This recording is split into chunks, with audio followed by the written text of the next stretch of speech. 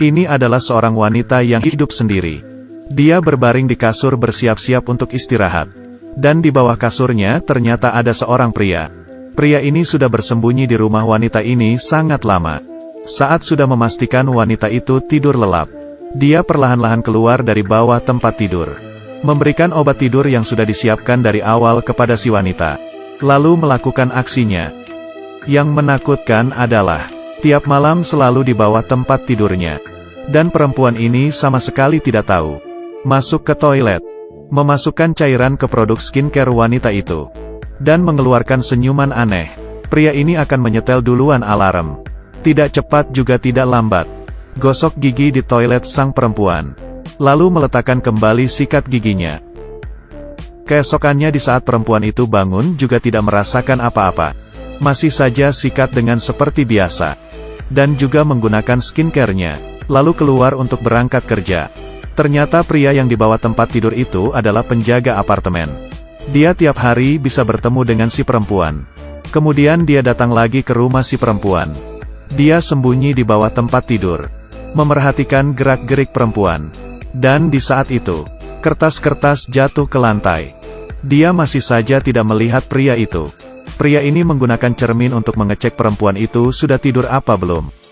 Lalu keluar dari bawah tempat tidur. Sang perempuan takut dengan serangga.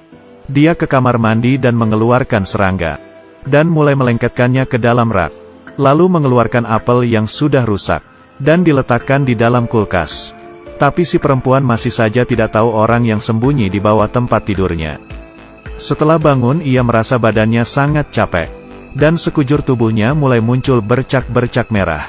Dia membuka lemarinya dan melihat serangga yang penuh di dinding sekeliling kamarnya.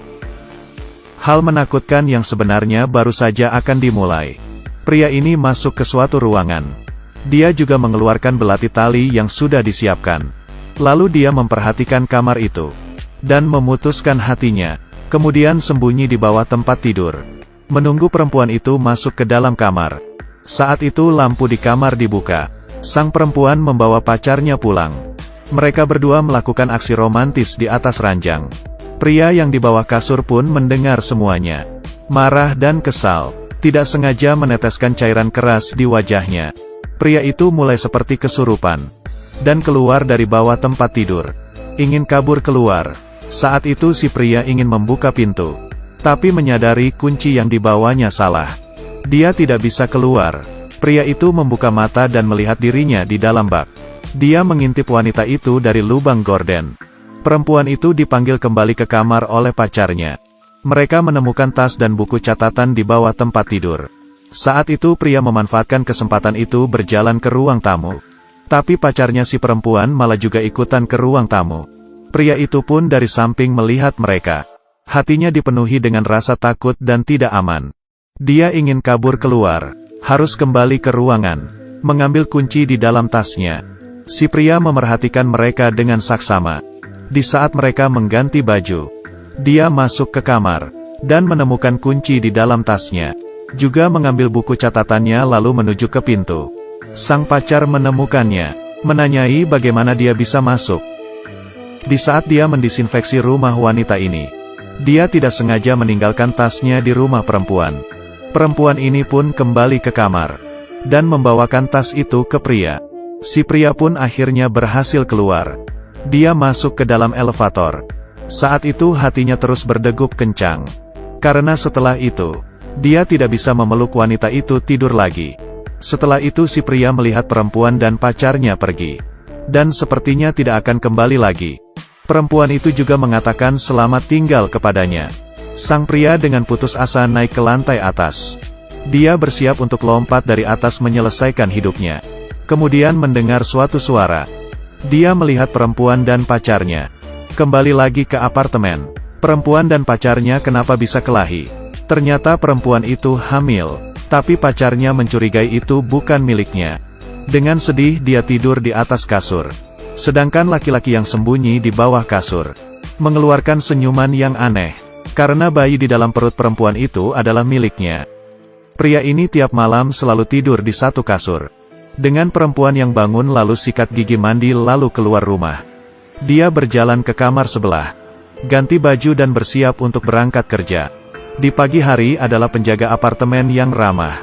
Di malam hari menjadi seorang yang mesum. Tiap hari selalu melakukan hal ini. Pacar sang perempuan membohonginya ke rumah dan berjalan ke kamar si perempuan. Melihat cairan keras yang ada di atas kasur, sang pacar mulai menanyainya kenapa melakukan hal itu. Saat itu kedua orang itu berkelahi. Sang penjaga rumah ditekan ke atas kasur. Tiba-tiba dia mengambil serpihan kaca dan menusuk leher si pacar perempuan dan menariknya ke dalam kamar mandi.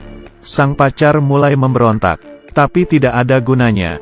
Dia menyalakan keran, mengeluarkan serpihan kaca dan meletakkannya di tangan sang pacar, dan kembali merapikan kamar. Lalu membawa pergi cairan dan masker. Saat itu, air memenuhi kamar mandi. Di perjalanan pulang pria itu melihat selembar kertas. Dan yang meletakkan kertas itu adalah gadis ini. Di saat gadis ini siuman, dia melihat pria itu dari lubang pintu. Tiba-tiba pria itu muncul di belakangnya. Gadis itu pun berteriak, tapi tidak ada muncul apa-apa dari orang tua si gadis. Sang pria berkata ke gadis, "Mereka hanyalah tidur." Pria ini menggendong si gadis kecil dan mulai mengancamnya. Sang gadis ketakutan, hanya bisa mengangguk setuju. Setahun kemudian, perempuan menerima sebuah surat, dan surat ini ditulis oleh sang pria. Sang pria mengakui semuanya, dan bayi yang dilahirkan adalah miliknya. Perempuan ini menggendong bayimu sambil menangis keras.